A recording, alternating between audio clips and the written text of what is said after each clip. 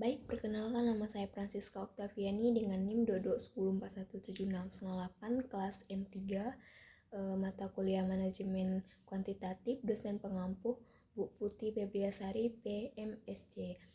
Baik, saya akan mempresentasikan tugas UAS saya yang berjudul Tipe CEO dan Manajemen Laba untuk menghindari kerugian atau pendapatan yang menurun. Latar belakang, asumsi klasik di balik perusahaan adalah bahwa kepemilikan modal tersebar di antara banyak pemegang saham, sedangkan kendali atas operasi bisnis diserahkan kepada para manajer Jensen, McKim 1976, Grossman dan Hart 1986. Para manajer ini independen dari pemegang saham, yaitu mereka diangkat menjadi CEO profesional. Di dunia nyata, asumsi penyebaran kepemilikan cenderung gagal.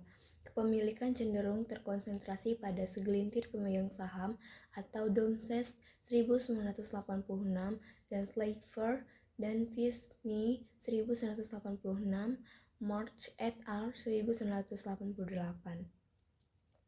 Fenomena ini terutama terjadi di perusahaan-perusahaan Asia Tenggara dan Korea Selatan. L.A. Porter L. 1999, Claessens et al. 2000. Pemegang saham utama kemudian dapat menunjuk seseorang yang lebih dekat dengan mereka, misalnya kerabat keluarga sebagai CEO. Manajer jenis ini disebut sebagai CEO pemegang saham mayoritas, yaitu pemilik perusahaan, dan manajer adalah orang yang sama atau berfiliasi erat. Rumusan masalah yang pertama, apakah terdapat studi kasus menunjukkan hubungan antara tipe CEO, manajemen laba, dan kerugian pada perusahaan? Yang kedua, apakah tipe CEO dapat memanajemen laba perusahaan? Yang ketiga, apakah tipe CEO dapat mengatasi kerugian atau pendapatan perusahaan yang menurun? Tujuan penelitian untuk mengetahui hubungan tipe CEO, manajemen laba, dan kerugian pada perusahaan. Yang kedua, untuk mengetahui CEO terhadap manajemen laba perusahaan. Yang ketiga, untuk mengetahui CEO dalam mengatasi kerugian atau pendapatan.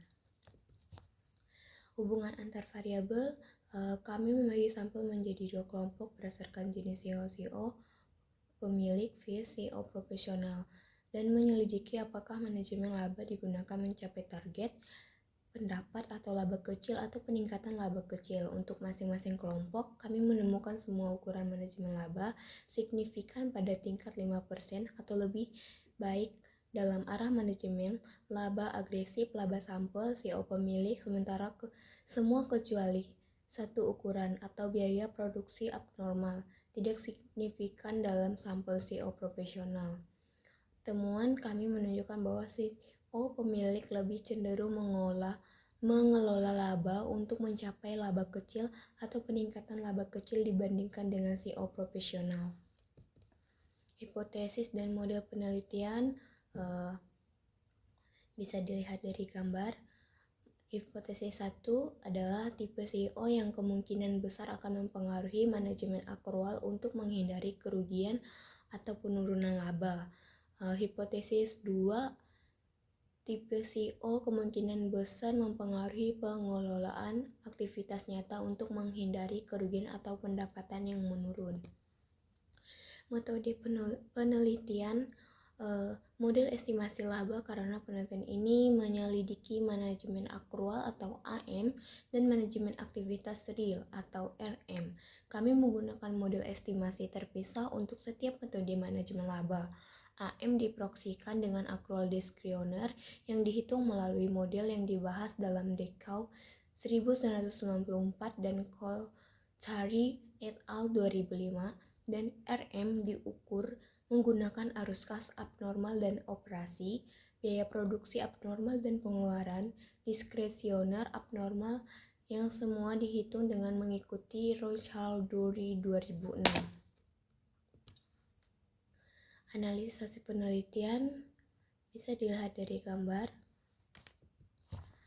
Analisis hasil penelitian, tabel 2 melaporkan statistik deskriptif variabel-variabel dalam model regresi utama, persamaan rata-rata dan median tindakan menunjukkan laba negatif 0,007 dan negatif 0,008 pada 0,002 dan 0,001 untuk AB, CVO 0,004 dan 0,010 dan AB PROD serta 0,004 dan 0,020 untuk AB di DSI.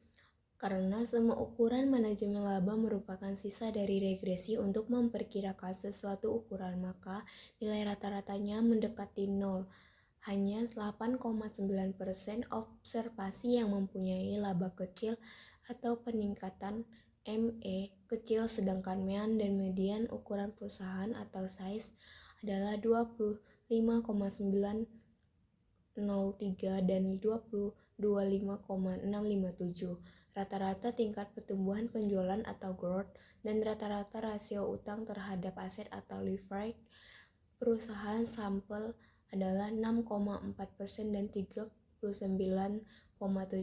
Rata-rata laba atas aset ROA tahun fiskal berjalan adalah 1,1%. Ini regresinya bisa dilihat dari gambar.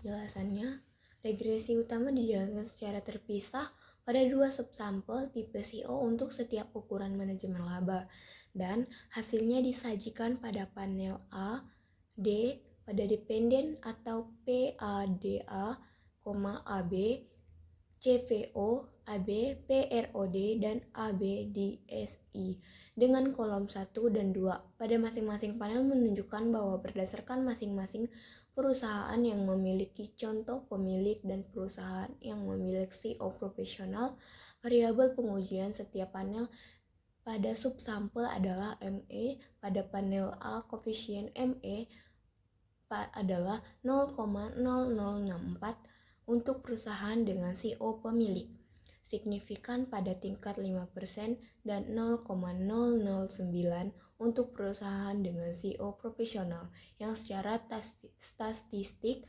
tidak signifikan. Koefisien tersebut menyiarkan bahwa meskipun CEO pemilik cenderung mengelola akrual diskresioner untuk menghindari laba nol atau penurunan laba, tidak ada bukti perilaku itu pada CEO yang profesional. Kesimpulan, pemilik dan CEO profesional memiliki tujuan yang berbeda. Yang pertama, tertarik pada kelangsungan hidup perusahaan, sedangkan yang kedua tertarik pada keberlanjutan kompensasi dan reputasi sehingga menghasilkan keputusan bisnis yang berbeda. Oleh karena itu, kedua jenis CEO tersebut akan membuat pilihan yang berbeda mengenai manajemen laba, yang merupakan salah satu pilihan oportunistik umum yang dapat dibuat oleh manajemen. Namun, literatur sebelumnya mengenai hubungan antara tipe CEO dan manajemen laba memberikan hasil yang beragam. Tujuan dari makalah ini adalah untuk menyelidiki kembali pengaruh tipe CEO terhadap manajemen laba untuk menghindari kerugian periode 10 tahun antara 2011 dan 2020. Membagi sampel menjadi 2 kelompok berdasarkan jenis CEO, sampel CEO pemilik dan sampel CEO profesional, dan membandingkan manajemen laba untuk memenuhi target laba periode tersebut. 2 kelompok manajemen laba diukur menjadi proksi yang banyak digunakan akrual diskresioner yang disesuaikan dengan kinerja untuk manajemen akrual dan arus kas abnormal dan operasi, biaya produksi abnormal, dan biaya akresional abnormal untuk manajemen real.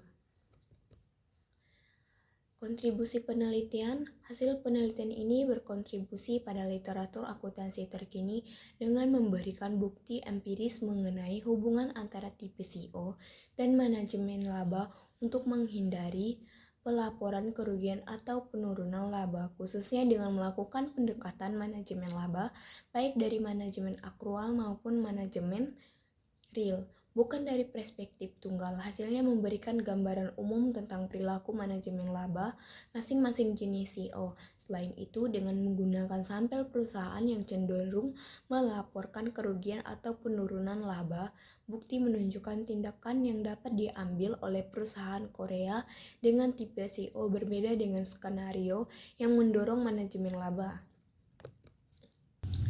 Keterbatasan penelitian. Ada dua keterbatasan dalam penelitian ini. Yang pertama, model tersebut mungkin menghilang beberapa variabel, namun permasalahan ini tidak terbatas pada makalah ini saja, namun dapat diterapkan pada penelitian empiris secara keseluruhan.